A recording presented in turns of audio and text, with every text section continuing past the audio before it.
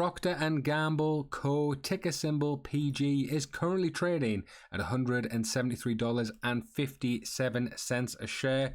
Earnings are around the corner on the 18th. Is this the right time to buy? You can see they have consistently beat earnings over the last 4 quarters, and this stock does pay a very nice 2.32% dividend yield, which makes it a favorite among dividend investors.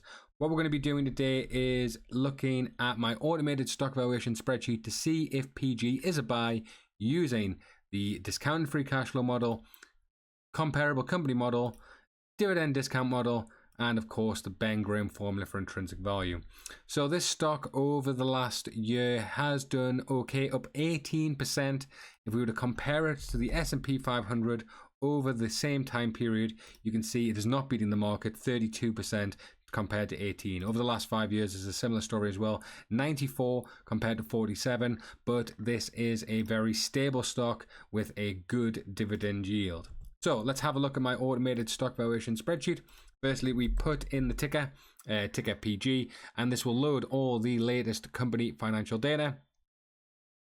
So as you can see here, it has a market cap of 407 billion. It seems Google isn't returning the data for some reason. Not available in the Google Finance. That is very shameful.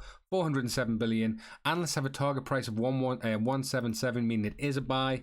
If we have a look at the PE ratio, it is currently 28.84, and with a market average of around about 30, you can see it is lower, or 29.93, lower than the market average.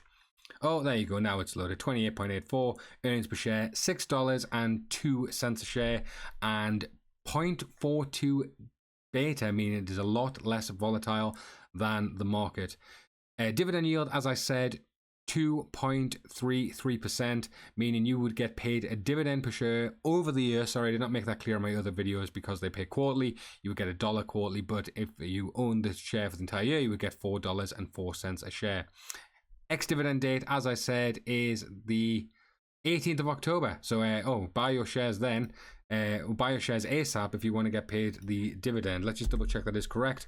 I want to double check my sources here to see if it is. And, yep, ex-dividend date, the 18th. So buy them before that date. It is a safe dividend, payout ratios of 63 and free cash flow payout ratio of 57. So that is a safe dividend.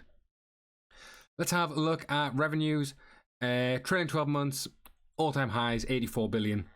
You can see they've consistently beat revenues estimates over the last, since 2016. That is good to see, good growth there. Net income, similar story again. Very profitable company, 14.88 billion. Free cash flow generates good free cash flow. A safe dividend, 16.52. If we look at operating cash flow versus capex, you can see we have the operating cash flow in the blue, capex in the red, and everything else in the green. Operating cash flow has steadily grown, and capex is growing slightly, but you can see relatively flat. Shares outstanding, they are consistently buying back shares. So that is another way of rewarding shareholders. They're doing it in 2 ways. They're paying a nice, healthy dividend and also buying back the shares, meaning there are less shares on the market, which obviously brings the value up and means that your shares of the profits are higher. Okay, so let's have a look at my automated stock valuation strategy. I already said that. This is the discounted free cash flow model. This is a way of valuing companies, looking at their future free cash flows and discounting them to today's value. If you're interested in the sheet, please check out my Patreon. But you can see it is a buy according to discounted free cash flow based on averages, $217.32. So let's have a deeper look. In terms of revenue, small growth, 3.3%. We're expecting 86 and 89 billion. Let's see if analysts are in agreement or disagreement with those estimates.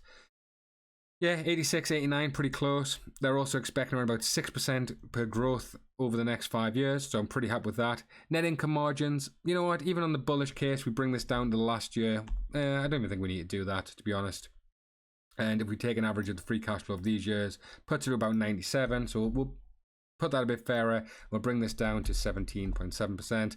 $220 a share on the discounted free cash flow model. So that is excellent. Dividend discount model. You can see here that we have the yearly dividend, what's being paid, and the growth of that. So an expected growth of around about 4% and the current discount rate of about 6%. It is a buy at 195, or sorry, buy at its current price, definitely, because of an intrinsic value of 195. So that's good. Again, before we look at the... Actually, we'll go Ben Graham formula for intrinsic value first. I don't think I'll particularly like the stock, but this is a way of valuing stocks based on the godfather of value investing himself, Ben Graham. Looks at earnings per share, PE of non-growth company, AAA bond yield, and the current AAA bond yield, the Moody's season AAA core bond yield, still 4.68%. And I believe we had an expected growth rate of around about 5%. Sorry, 6.64. 6.64. And I put a comma in it so it didn't work. Sorry, my mistake. 6.64. Not a buy. $80 a share. So if this company said had about 10% growth, it would still be $100 a share. But if we bring the bond yield down, basically it would have to be getting to prior numbers of around about 2.5% on the bond yield, which it could get to. If we look at the AAA bond yield here, it would need to get the numbers.